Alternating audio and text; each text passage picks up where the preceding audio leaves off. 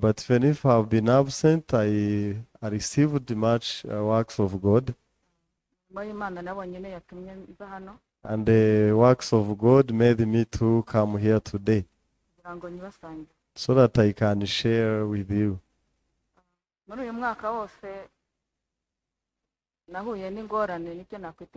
So the whole year I faced a very big challenge.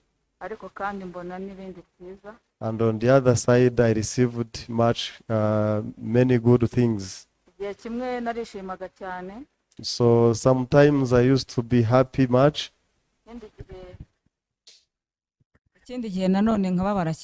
the other time I feel sad. So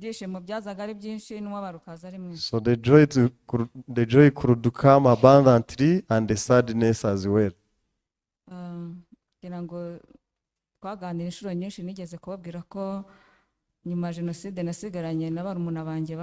So I think I shared with you many times that after genocide against Tutsi, I remained with my siblings. 3 brothers and 1 sister.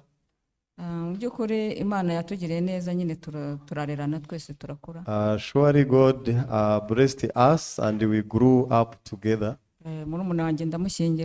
So I made a wedding of my young sister. So it was even before me getting married. Because I thought it was to be happen like that.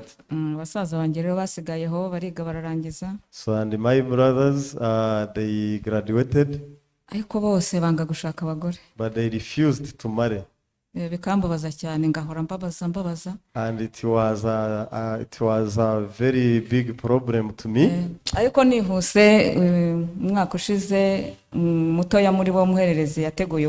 And last year the last born prepared the wedding. And the day he was preparing the wedding, my husband has been sick. So he lived in Uganda together with my daughter Vanessa.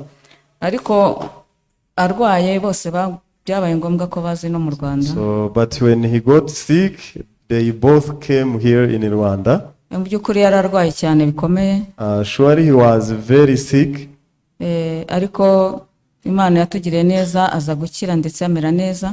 But God graced us and he became fine. So we decided to stop the wedding. But Papa Vanessa, even if he was sick, he said, no, you proceed the wedding. So we kept on preparing the wedding. On the other side, he had been sick still. So and both situation required much money. And the time of wedding reached and it was a wonderful wedding as well. And Papa Vanessa got well.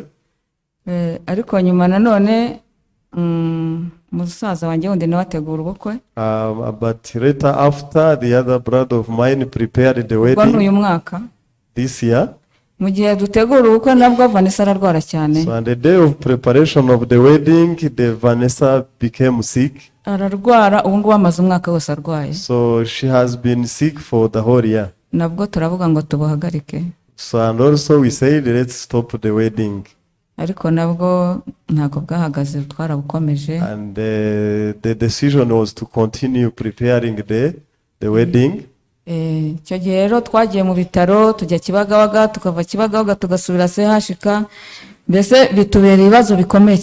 So we were hospitalized in Kibagabaga, shifting to Sehashika.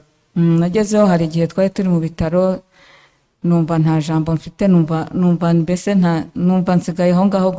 once I was in the hospital and I felt as I have no word. nagezeho ndacanganyikirwa mu gitondo nkazinduka abantu bose batarabyuka bo mu bitaro. So I was confused and I used to wake up early morning before n'umuntu urabyuka nta n'abaganga mbona bacaracara. Before no one wakes up, even the doctors. nkagenda nkajya kuri morgue nkayivuma. And I could go to curse the nkayibwira nti wanzuwe uri mubi uranuka. To curse the house where the dead people are. nkayibwira nti urakonje cyane ntabwo nshaka ko umwana wanjye azahaza. And I was saying, you are a bad place, I don't wish my daughter to come to you. nabonaga bikomeye cyane. It was not easy. ariko turakomeza ubukwe turabutegura n'ubundi. So the wedding happened. icyo gihe habayemo ibibazo bwenda kuba ndetse gushaka no guhagarara.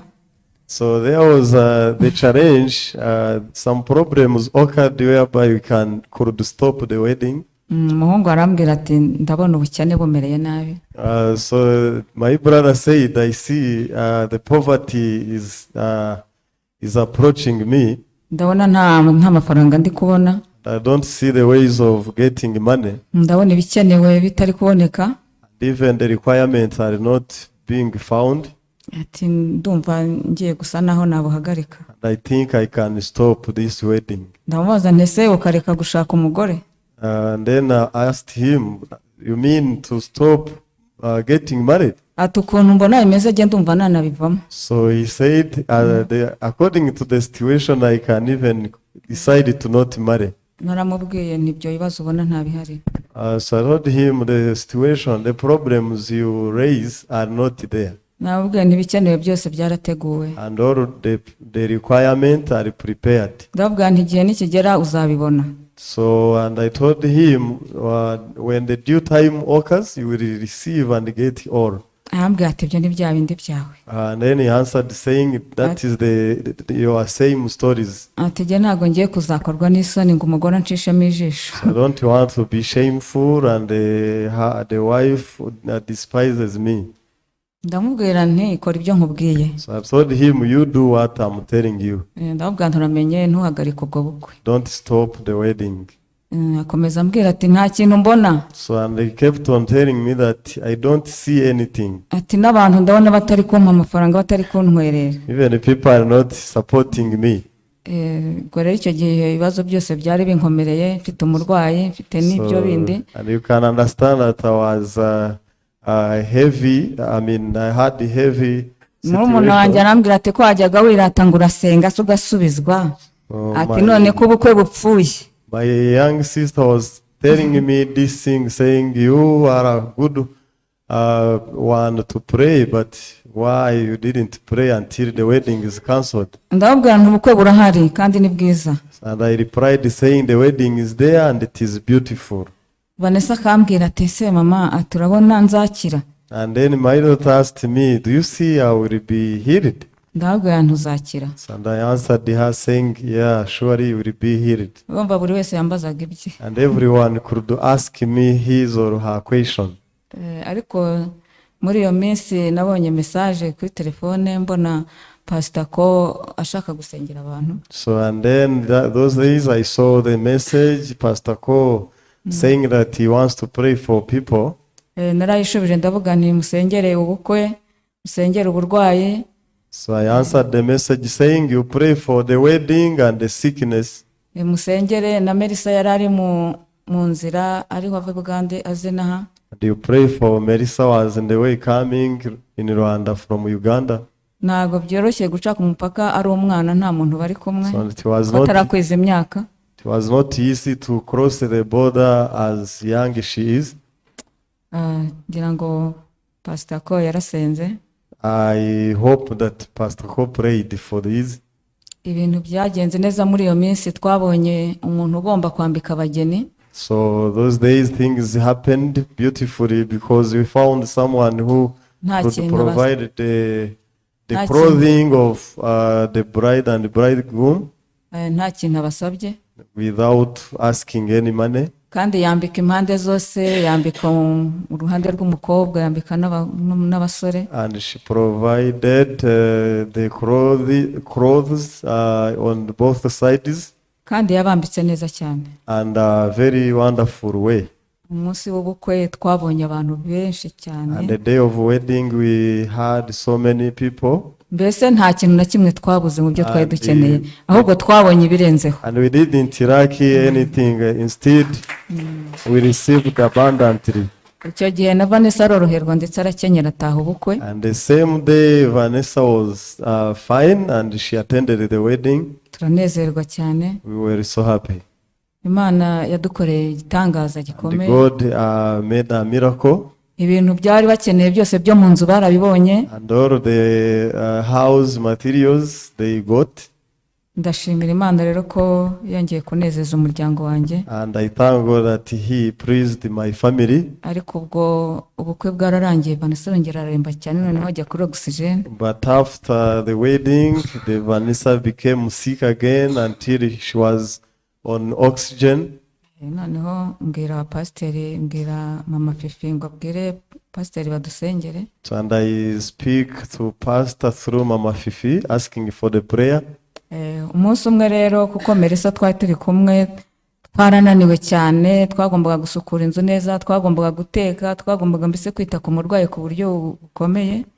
So one day I was with the young daughter and we were so tired because of some works of cleaning and taking care of a Umunsi umwe patient. rero Melissa yarananiwe cyane. And then one day the young daughter was very tired. Ajya mu cyumba ariryamira arakinga. And she went to the room and sleep, then closed the room. Icyo gihe twari dufite abandi barwayi babiri, ndabwira nti se Melissa kunsize kaburuzi ngomba kwita kuri abarwayi bose waje ukamfasha. So I asked her, why do you leave me yet to take care of two patients? What if you come and help?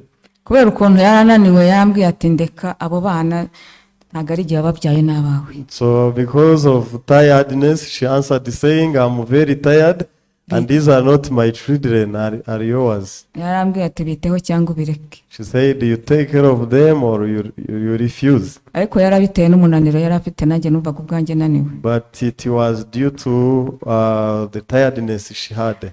Kubera iryo jambo yambwiye nanjye naratekereje ndavuga nti mbwira Imana nti ubakize cyangwa ubireke. And I also spoke to God saying, you heal them or you let them die. Uko niko nabwiye Imana. That's how I prayed. Nabwiye ni nanjye si abanjye. And I said, these are not mine. Ubakize cyangwa ubireke. You either heal them or not. Nanjye nagiye mu burindi ryamira nari And I left them, I went to the bed. Ariko bwarakeye koko twabonye umuganga atahura indwara ya Vanessa amuhereza ku miti. And the next day we got a doctor and he found this real sickness of Vanessa and he gave the medicine. Imana yahise imukiza koko. And also God healed her. Nubwo ari ku miti ariko ameze neza. Then if she's taking the medicine but she's fine. Ndashimira itorero kubera ko mwadufashije mukadusengera. So I thank the church that you took time to pray for us. Bene data benshi bagiye bampamagara. And the men of brethren called me. Nukuri ndashimira itorero cyane. Surely I thank the church so much. Umuryango wanjye nawe urashimira itorero. And my family is thanking the church so much. Turategura umunsi umwe ariko sinkuzi umuryango wanjye wose abakazana twabonye n'umukwe tukaza gushima Imana. So we are planning one day to come to the church as a family and we thank God together.